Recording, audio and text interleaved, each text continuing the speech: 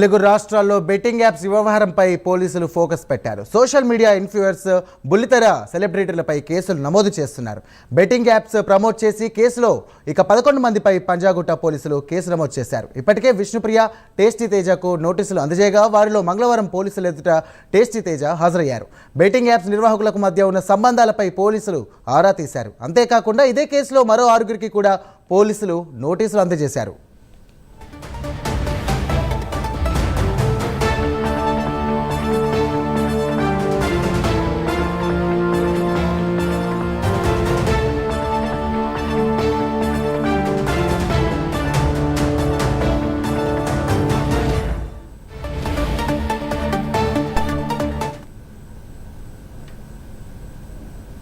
నటి శ్యామల, రీతు చౌదరి, అజయ్, సుప్రీత, సన్నీ, సుధీర్, అజయ్, సన్నీలకు నోటీసులు ఇచ్చారు. ఇవాళ విచారణకు రావాలని నోటీసుల్లో తెలిపారు. అలాగే హీరో హీరోయిన్లతో పాటు మరికొంతమంది ఇన్ఫ్లుయెన్స్ పైన కూడా నిఘా పెంచారు.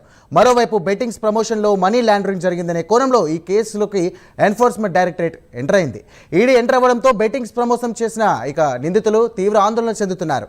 అరెస్టు భయంతో కొందరు ఫోన్లు కూడా స్విచ్ ఆఫ్ చేసుకుని అజ్ఞాతంలోకి వెళ్ళినట్లు సమాచారం.